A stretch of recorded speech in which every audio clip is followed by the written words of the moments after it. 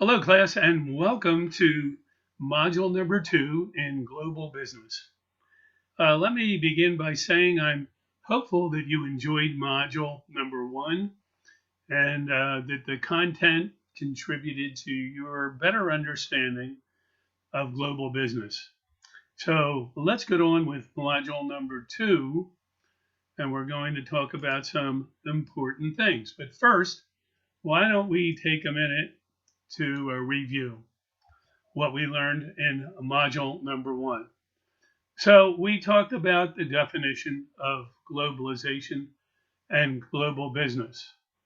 But it's important to note that at one time in America, we were not interested in any engagement with any other countries, a form of isolationism.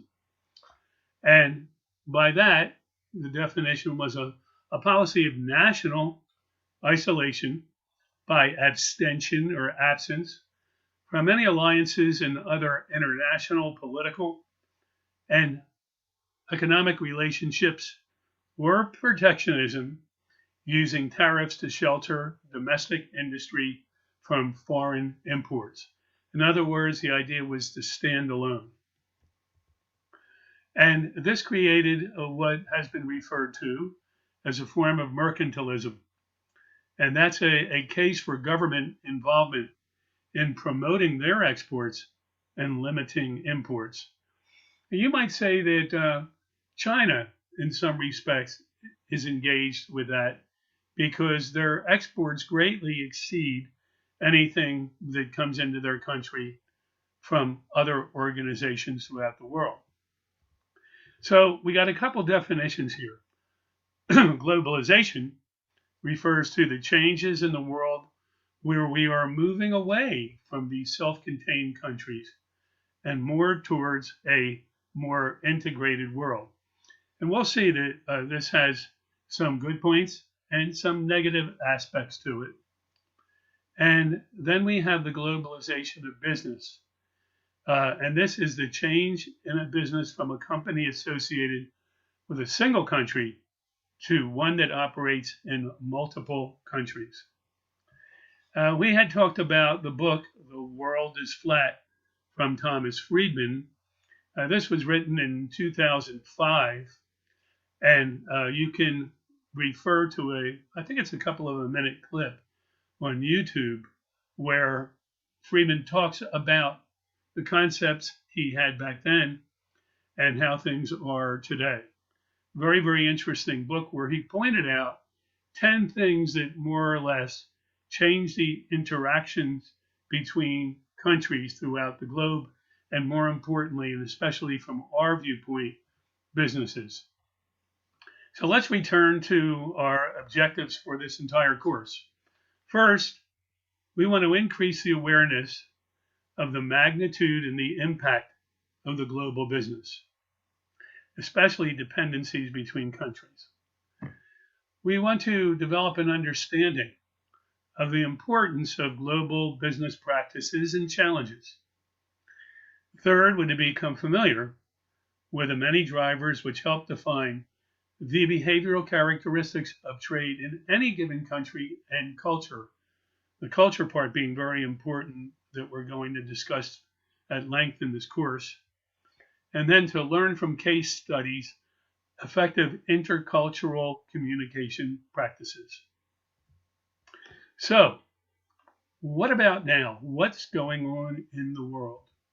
Well, it's quite different than the early days I described.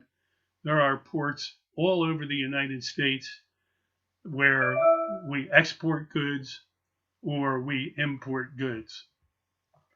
And here's an example. And one thing to remember, none of this could have really happened without the introduction of container ships and containers or C-bands that are used to transport goods in the most efficient manner.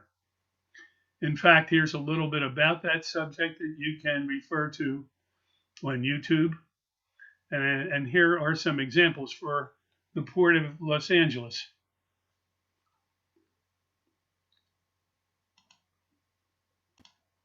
So in the port of Los Angeles, you can look at these staggering numbers. $137 billion in trade from China and Hong Kong. In Japan, $39 billion. Vietnam, $15 billion. South Korea, $15 billion. And Taiwan, $12 billion. Now, these are goods that are imported from these countries into Los Angeles alone. Just imagine what goes on in the United States when you consider all of the other ports. A fabulous amount of goods. And what is done with all of these goods? Well, now let me introduce you to a word which is called intermodal. Now, these goods will go to a port and be stacked in these container vans. They will be loaded probably onto either a train or onto a truck. And these trucks will take the goods to another destination where they will be loaded onto some more trucks, or let's say, for example, an airplane, and they'll go to another destination where they'll go into another network, logistics network for distribution. Here's a little YouTube clip that you can refer to enhance your knowledge of the subject further. But again, if you're looking at intermodal transportation, here it is where we have a ship coming in, for example, a train, a flatbed, an airplane. I was a student at Georgia Tech in their certificate program, where I went there actually for a couple of years and studied logistics. And it's a very sophisticated business that most of us don't understand or take for granted. Here's a look at some of the players. Take, for example, the container ships. Now, these come from different parts of the world. This is a Maersk Line ship, one of the oldest freight carriers in the world. And then we have a train, which has picked up the goods, transferred it to a tractor trailer. Sure, many of you have seen these J.B. Hunt trucks on rail cars. Then perhaps the FedEx. FedEx in Memphis, let's say, for example, their hub. If you were to go down there at nighttime, you would see that a plane takes off about every minute going somewhere. And these are usually to distribution hubs for further distribution. So, what does the term logistics mean? Well, it means a planning, execution, and the control of the procurement, movement, and stationing of personnel, material, and other resources such as information and money. It's the whole shooting match. If you take a look at the Amazon global logistics network, can you only imagine how complicated it is? First of all, in the chain of logistics, the first thing that happens is between the company and the suppliers. And just imagine how many suppliers Amazon has. I mean, we had at Honda 250 suppliers that provided component parts to build an automobile. Can you imagine how many suppliers Amazon has in their network? I mean, if you ran out of toothpaste and ordered it tonight, you'd probably get it first thing tomorrow morning. I mean, how do they do that? But anyway, all these different vendors supply the goods, and that's based on the specifications provided by the business that's ordering those parts. Second thing is there's the logistics. Once those parts are completed, where does it go? It might go to various brokers or some form of distribution hub. And then logistically, it might go off somewhere. It could go to other countries, stay in the United States, but be transferred in some intermodal method, going to a distribution hub where, again, it would be loaded onto some type of form of transportation, and then over to a more local form of transportation to either a wholesaler or a retailer, and then eventually be distributed to the customers. So let me tell you, this ain't easy. And every one of these nodes needs to operate exactly as it was designed to operate. Otherwise, it would be a showstopper and you would have back orders. And then you would have customers that were not receiving the goods that they believed they were going to get. And then companies missing their sales and performance targets. So what about this globalization business? I mean, there are pros and there are cons. So let's take a look at some of the pros. Well, it creates global economic growth, especially when you consider many companies are doing business with underdeveloped countries or developing countries, adding some wealth to those countries that they never had before. They also have created jobs for the people who basically lived in poverty. And they still live in poverty, but they have more money than they did before. One of the benefits of dealing on a global basis is taking advantage of the cost structure. So, for example, we look at shirts that are made in Bangladesh, Taiwan, Vietnam, China. All of these things are sold in the United States, and customers here in the U.S. reap the benefit of lower costs. And that, in turn, creates competition and can push costs down further to the benefit of the customer. It develops countries, aids in democracy, and creates cultural intermingling where that never might occur if we were in an isolationist type of environment.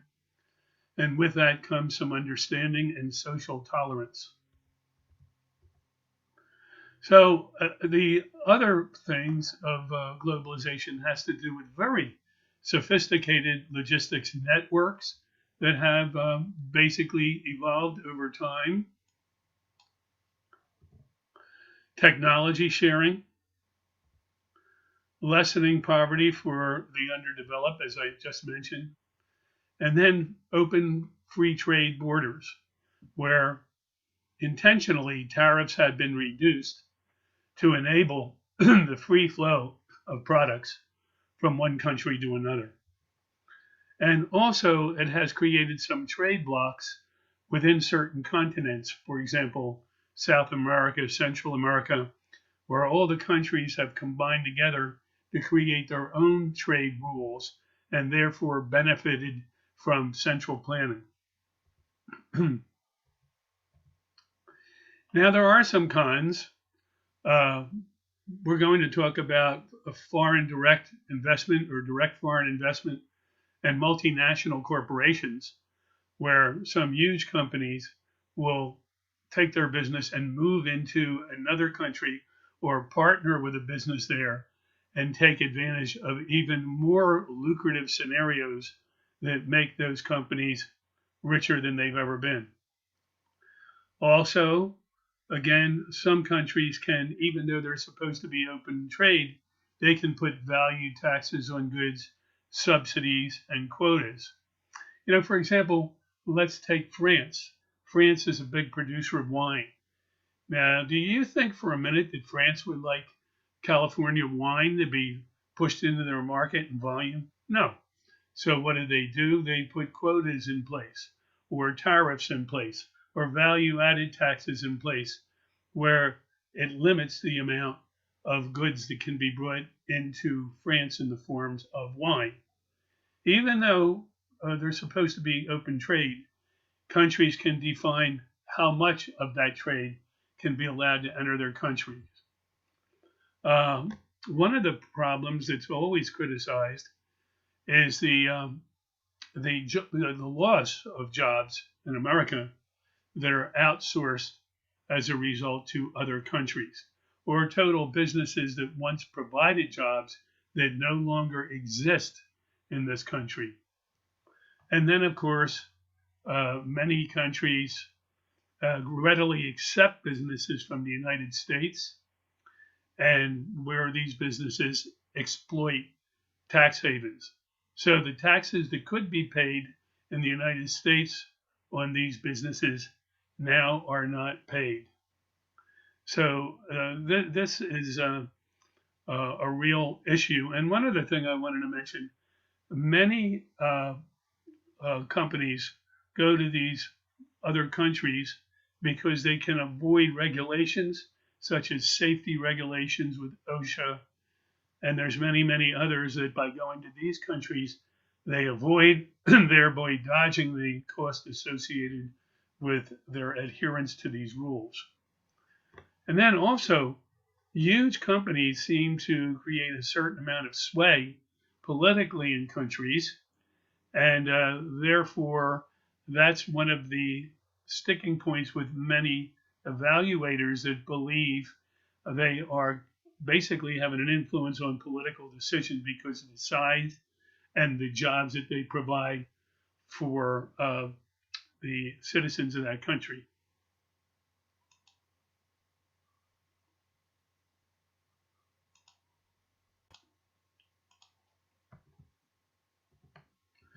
So another thing that's considered to be a demerit is that there's intellectual property loss. So, for example, when an American manufacturer sends their drawings and designs to China, it gives China the opportunity to steal these designs, even if they do have a non-disclosure or we have a non-disclosure agreement with them. And they probably can take those designs and use them to create other products that employ our technology. So not only do we lose business here in the United States, but we also may lose some future business by giving up our intellectual properties. Also, many NGOs, for example, there's a NGO called Team Sweat. You might want to look up on the internet. There's lots on there in terms of YouTube footage of an organization that protests what they call to be slave labor in countries like Vietnam and Taiwan, where they're paying people 15 cents an hour, and that in these countries, for example, Vietnam, Nike produces sneakers, also in many other countries, but they may produce, a pair of sneakers for less than $1, littering the countryside with refuse from the manufacturing process, contributing to the environment in a negative way.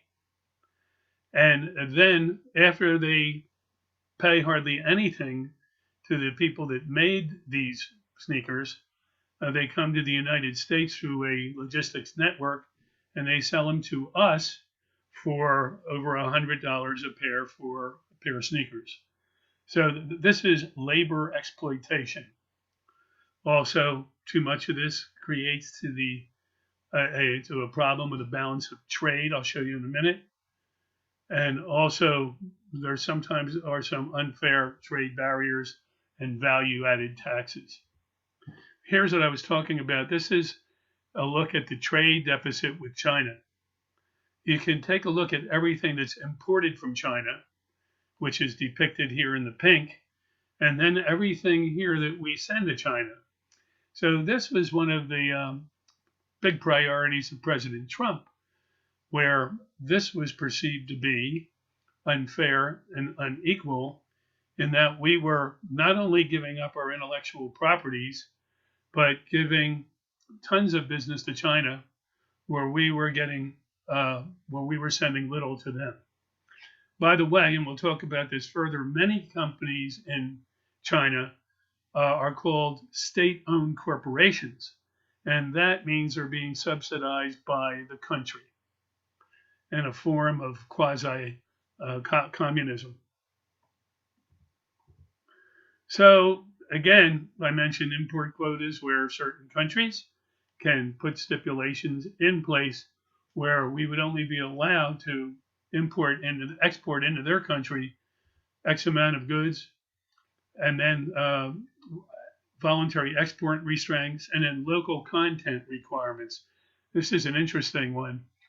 Let's say, for example, and I'll give you an example with Honda, we were bringing into the country windshields for the Honda Civic that was being assembled in Ohio. And the windshields came from the Philippines.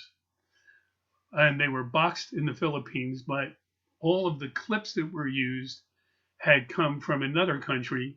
And then when the windshields came to the United States, they were reboxed in the United States from a supplier in America. So if you look at the country of origin of this windshield, how much of it then was local content? This adds complexity to the taxation requirements for importing product, and that means the people that would be detractors of globalization would say, where is this made, and are we paying our fair share of taxes when they were, or tariffs when they're imported into the country? And as I mentioned, a powerful organization can have an influence on politics. And then I thought we already talked about this, but this is very interesting that can be a power shift to organizations that were established to control trade. So, for example, the World Trade Organization, the European Union, and the United Nations. We're going to talk about all these as we go through the course and what their roles are. This has often created conflict. For example, and this is an example of a riot that was taking place in 1999. It was in Seattle. And what was it about? Well, I'm not too sure what this one was about, but I'll give you an example of some others. For example, the World Trade Organization wanted to regulate the amount of cheese that was being exported into the United States, which obviously created tremendous conflict in France. They also restricted the export of beef into the United States during the mad cow era of contamination to beef. So in some respects, they served a good role, but in others, many countries perceived their particular power to be imbalanced, and they still do. So let me pause for a minute and give you a cheery little intermission story. I call this the birth of a global corporation. So right here we have Mr. Soichiro Honda, who is the founder of Honda Motor Company, my alma mater.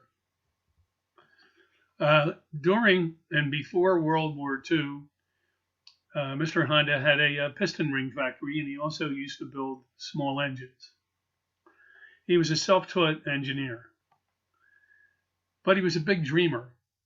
And those of you who have taken my Principles of Management course, we talk about goals and objectives, targets. Here he is in the mid-50s, where he decided that he would stop making bicycles with Army surplus engines strapped to them, which were early mopeds, and he would build high-performance racing motorcycles with his sights set on winning one of the most prestigious global motorcycle races called the Isle of Man. Here's a picture of Mike Halewood, who won it numerous times, a British rider. In this course, it was 37.4 miles long, and it consisted of 4 laps.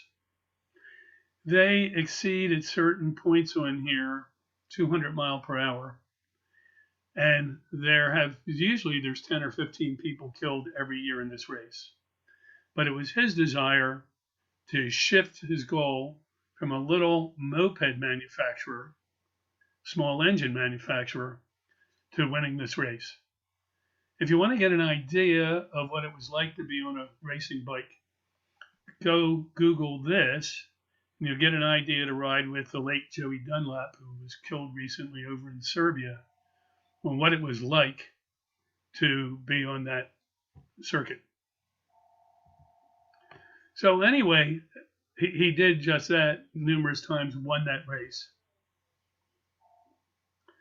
And we have the establishment then of American Honda Motor Company in the 50s. This consisted of 11 trucks and 11 salesmen who were going to motorcycle dealers in America, primarily Indian Harley Davidson and Triumph motorcycle dealers, to try and peddle these little Honda scooters. But Honda understood the customer potential. And those of you who have studied marketing know there's kind of a quad here of important things that can make your product successful or unsuccessful. One is the product itself. The second is the price. The third, its place in society or location. And then how it's promoted. Honda chose a very odd route for the motorcycle industry in America, depicting college students riding this little Honda 50cc scooter. And the slogan was, "You meet the nicest people on a Honda." This was the complete antithesis to what the image was of motorcycles back then. In the movie The Wild One, a motorcycle gang invades a small town in the Midwest, takes it over, and creates all sorts of havoc. You can take a look at some film clips in YouTube on what this was all about. This created a negative image for Harley Davidson and also for motorcycle riders. This image created by Honda was contradictory to that.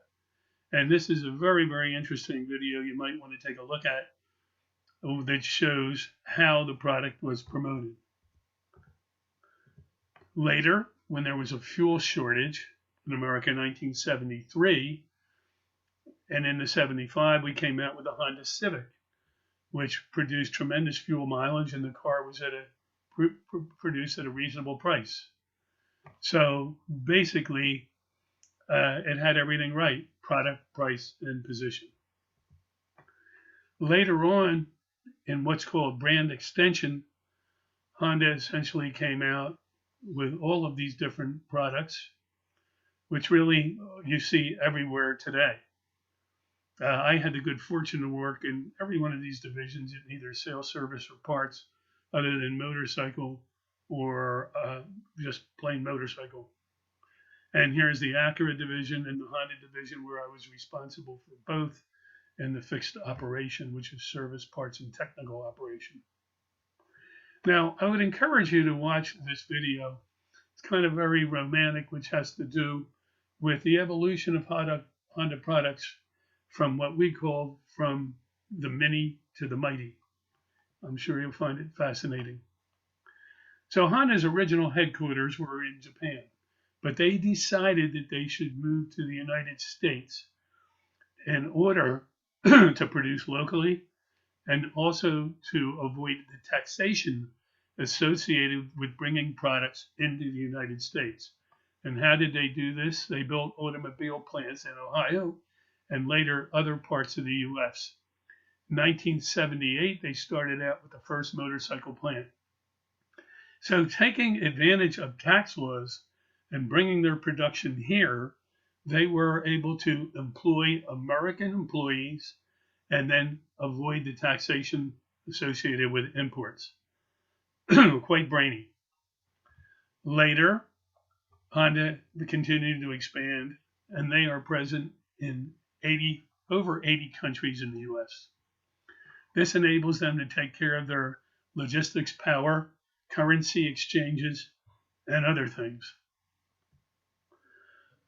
There's been a trend recently for domestic automobile manufacturers to move to Mexico to take advantage of the low cost of labor and to be able to increase production or augment production that they have in the United States. So when we take a look at corporations, then, I did mention this very briefly earlier, we have what are called multinational corporations. And if you look at this illustration, you can see all of them. A multinational corporation is a corporation that is registered in more than one country or that has operations in more than one country. It usually is a large corporation which both produces and sells goods or services in various countries. Often these corporations, and this is important, accumulate political and power and influence in the countries in which they reside. Now, a multinational corporation, by definition, is one that has operations in 2 or more countries. And you can take a look at this list. These really are very famous and powerful organizations that exist in so many places. And remember, when you invest in other countries, you get lower labor costs, probably tax breaks, and also the ability to take advantage of currency exchanges. And then there are other companies that engaged in FDI, which is foreign direct investment. This is a direct investment by a company into production or business in a country by a company in another country, either by buying a company in that target country or by expanding operations of an existing business in that country. So, once again, real quick review. There are many, many pros associated with globalization. And then, of course, there are some risks. Now, this slide I want you to burn into your brain. This is one of the more important ones that I want you to keep in mind. In fact, you will be required to create a research paper. And a lot of students will ask me, well, I can't think of a topic.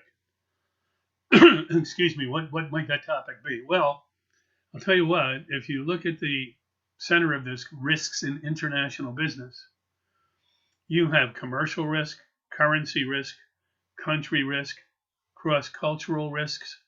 This is a tremendously powerful slide that can showcase each of these different bullet points that highlight what might go wrong in any one of these international associations. So it's a very, very powerful slide.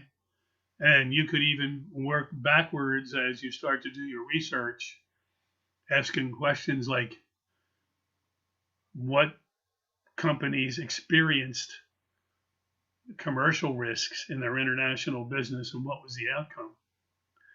So on and so forth. Or a company could have a little bit of this and a little bit of that and a little bit of that and a little bit of that. All of these can present a potential risk for any company who decides to go offshore. So, some of the risks might cause the following problems. One, the time to receive the product. If a company doesn't have what's called safety stock, where they reserve, let's say, a month and a half supply of inventory, when there's a shortage on delivery, they don't have anything to fall back on. Or there could be economic downturns in the company. Or there could be demand fluctuations where you forecasted 4 months of inventory and ordered, and suddenly the consumer demand dries up. And then for any number of reasons that I just showed you on the other slide, there is any number of reasons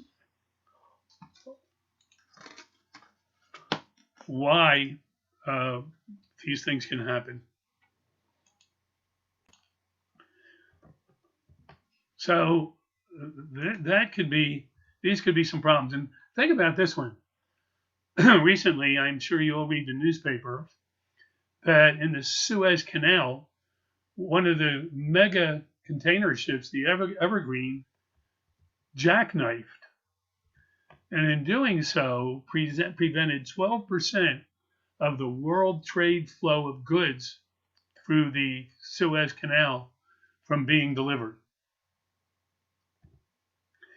And again, anything like this can happen.